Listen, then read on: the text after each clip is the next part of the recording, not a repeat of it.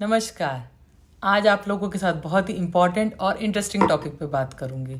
आज हर रोज़ नए नए घर बन रहे हैं, नए नए कंस्ट्रक्शन हो रहा है। हम लोग बहुत ज़्यादा ध्यान देते हैं आजकल उस घर कोई भी घर की खूबसूरती पर, यानी कि उसके अंदर की खूबसूरती और बाहर की खूबसूरती दोनों पर ही बहुत ज़्यादा ध्यान दिया जाता है, जिसके लिए हम बहुत महंगे महंगे इंटीरियर डिज़ाइनर हायर करते हैं कि घर लाइफ में एक ही बार बनता है तो बहुत खूबसूरत होना चाहिए, बहुत अच्छा होना चाहिए।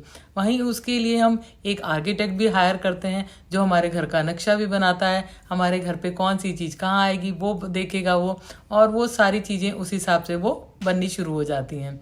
बट होता क्या है, आपका घर जो 1-2 साल बनने में लगते हैं, जिसे जितना इतना पैसा लगा के आप उसे बनाते हैं, इतनी मेहनत करते हैं, कहीं कहीं से कोई कोई चीज़ लेके आते हैं, घर को खूबसूरती बढ़ाने के लिए आप महंगी महंगी पेंटिंग्स, महंगे महंगे ऑब्जेक्ट्स, शो पीसेस लगाते हैं, और ताकि वो कोई देखने वाला जब कोई आपके घर कोई गेस्ट आए तो वो ये बोले वाह कितना खूबसूरत घर बनाया है।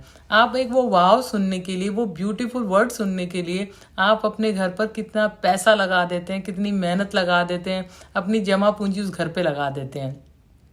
मगर होता क्या है, जैसे ही आप उस घर में रहने लगते हैं, जब घर बन के तैयार हो जाता है, आप उस घर में रहना शुरू हो जाते हैं, 2 महीने, 4 महीने, 6 महीने बाद आप देखते हैं कि आपके घर में प्रॉब्लम्स निकल के आने लगी हैं।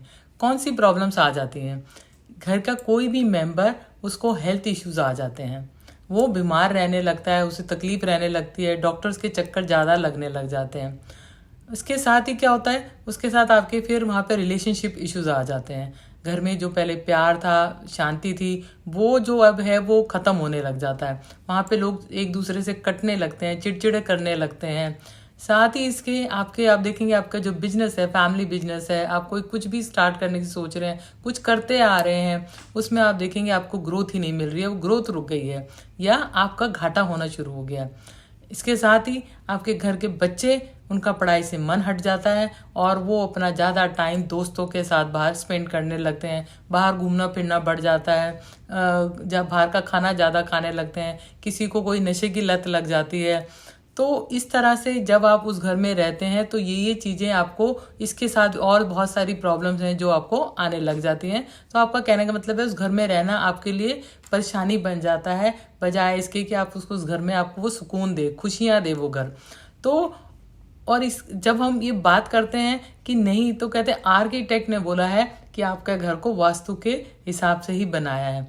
अब आप ये बताइए कि अगर वो वास्तु के हिसाब से आर्किटेक्ट घर बना रहा है तो आपके घर में रहने के बाद आपके साथ ये वाली प्रॉब्लम्स क्यों अराइज हो जाती हैं?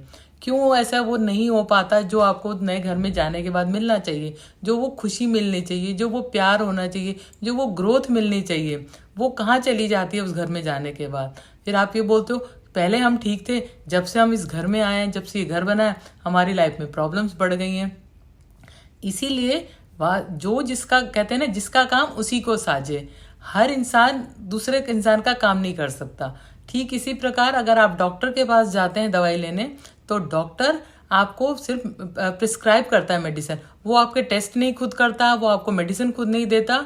इसीलिए वास्तुकार का काम वास्तुकार ही कर सकता है, आर्किटेक्ट नहीं कर सकता। इसीलिए जब भी आप घर बनाने की सोच रहे हैं, प्लानिंग कर रहे हैं, तो उसके साथ पहले अपने वास्तुकार को हायर कीजिए, ताकि आप एक अच्छे घर में रह सकें और आपके जीवन में खुशियाँ हों, आप तरक्की करें। Thank you.